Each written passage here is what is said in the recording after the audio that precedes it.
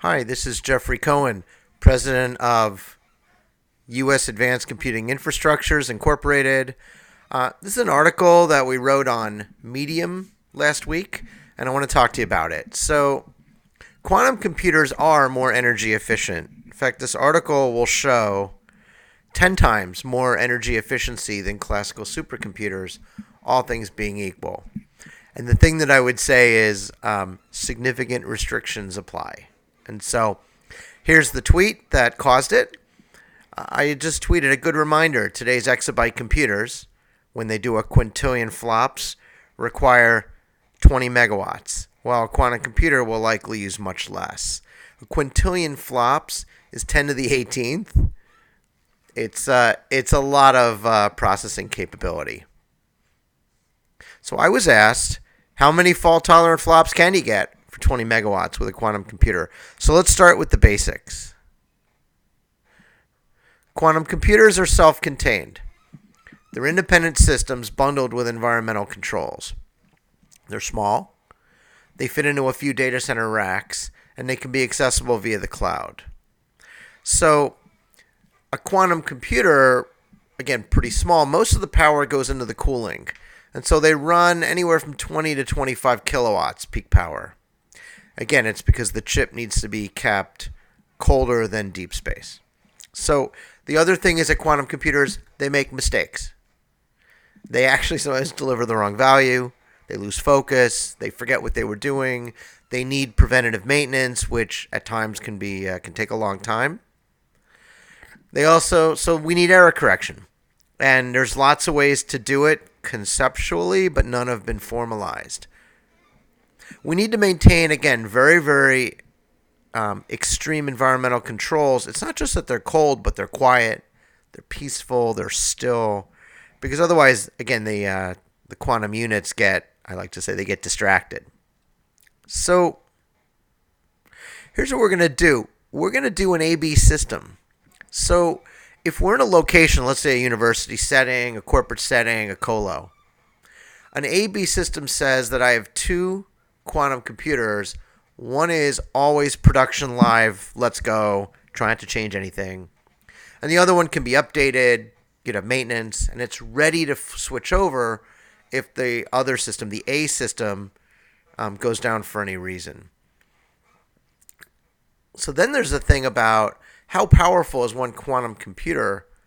Well, I want to thank an academic researcher for publishing information on it, and a IBM or Bristol Cohen quantum processing unit with a depth of 40 qubit operations. That means how long before it decoheres or forgets what it was doing. Gives a peak of almost zero point 0.4 exaflops. And the QPU power cost in their study was 15 kilowatts. We're going to up that, make it less energy efficient, say 25 kilowatts because of the data we have access to. So if I'm using a superconducting qubit, then I assume I get 0.4 exaflops for 25 kilowatts. I'm assuming a pricing of $10 million per system. This is probably the widest swag, statistically weighted average guess that I have. I've seen price points in writing of $15 million a system, but I assume that we would do better. We buy in volume. Again, that's just an opinion, right? How will it run? We install two complete quantum computers, your A and your B system, into 500 partitioned data centers. So a partitioned data center is redundant. That means two sources of power, two sources of cooling, two sources of telecommunication, so that if a whole half of my data center goes down, the other half stays up. So now I know I've got an A-B system and I've got redundant data center facilities, and I got 500 of them, and they're all over the country. Now, if it's in the United States, you got 3,000 miles wide, maybe 500 miles up and down. I got a lot of space to spread them over. Environmental hazards like Hurricane Dorian aren't going to take them all out. If I'm in Europe, again, I can spread them over the whole area of Europe. Same thing with China. Japan, may or may not be big enough to host so many, but this is a scalable model that allows me to put quantum computers all over, especially also to support the businesses or the academics or the research facilities in those countries.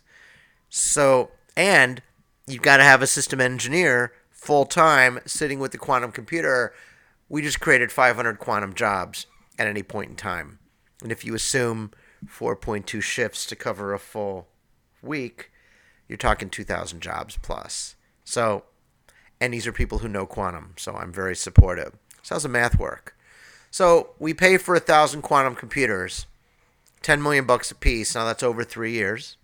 Get a peak electrical power rating at 25 kilowatts, so the cost is 10 billion US dollars in electrical peak power of 25 megawatts. We get the 500 computers, the A system's running 0.381 exaflops a system, but then we have to divide by 10 because we're assuming that 90% of the performance of the capacity goes towards error correction and fault tolerance. So it takes me 10 physical bytes to give me one logical fault tolerant byte. Okay. It's another guess, but it's not bad. I mean, it could be 16, it could be 4, we don't know. So we go 10 to 1. And that gets us to 19.1 exaflops for this system. So the answer is I get 19.1 exaflops for 25 megawatts and 10 billion US dollars over 3 years. And I'm getting 0.764 exaflops per megawatt. Now, how does this compare to the largest, newest exaflop scale supercomputer that the U.S. Department of Energy is building called El Capitan at the Lawrence Livermore National Lab? Well, that system costs $600 million, and it provides 1.5 exaflops and requires 20 megawatts. So I'm getting 0.075 exaflops per megawatt, which is a peak performance power ratio of 1/10. So I'm getting 10x. Now, from a cost perspective, 600 million gets me 1.5, 10 billion gets me 19. So, kind of in the ballpark. Significant restrictions apply. So, Jeff, what does that mean? Well, the first is all these quantum computers are going to get better, but also the supercomputers are, the classical computers. We're not sure which one will improve faster, so we've got to keep track. We've got to keep watch. The second is we can always use different technologies like trapped ion qubits, but they're slower. But you get better depth, so you get longer coherence time. So that 40 qubit depth or 40 logical gate depth, I might be able to get deeper. So that math, we need more science, more research. We need a quantum wide area network and a protocol stack based on teleportation, or at least quantum transport, which would fully interconnect the 500 long-distance quantum facilities, a mesh network, with, as well, centralized data storage and user access. That is not there today. We need to work on it. We need a full stack of operating system and system software products that would be recreated for quantum systems. Again, not sure that that's all there yet. We need a full set of hardware capabilities used today, including peripherals. So your networking gear, output devices. I mean, imagine a quantum printer, right? Hubs, routers, visualization devices.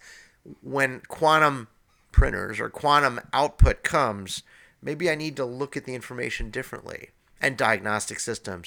We need service providers. We need industry to catch up with capabilities that we take for granted today, such as spare parts. Who's going to show up at the 500 locations with another dilution refrigerator, or cabling, or soldering equipment, or diagnostic equipment to repair? System maintenance, online sysadmins or system engineers, and even full IT outsourcing. So we need a trained and enabled quantum workforce and a profitable business model. All the quantum computers need access to the same data. You could have them loosely coupled, you could have some time delay, they could be asynchronously connected, but all that engineering has to happen, but we need them to operate as a cohesive quantum system and not 500 independent quantum computers. By the way, the data may be entangled, which is even more complicated. We need access to random access memory and system cache in quantum systems. So think about it. The data is complex, and it may be in superposition or entangled. So it has more mass, more complexity to the data, more weight than just a number like 1 or 0. And unlike classical RAM, the data is persistent. So what's nice is it doesn't generate heat, it doesn't use electricity. But again, think about it. We don't erase or destroy data. Your local disk, your DASD or remote storage needs to be developed for quantum systems. Database management systems. And also, you're going to have new types for data, new data types, new data storage indexing schemes, and APIs.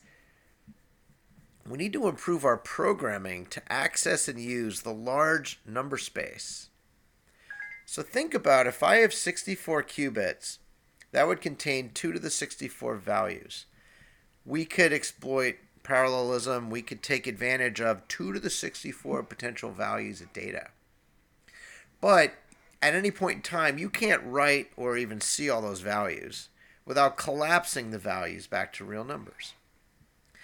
So we have to think about how to program. We have to manage it that way.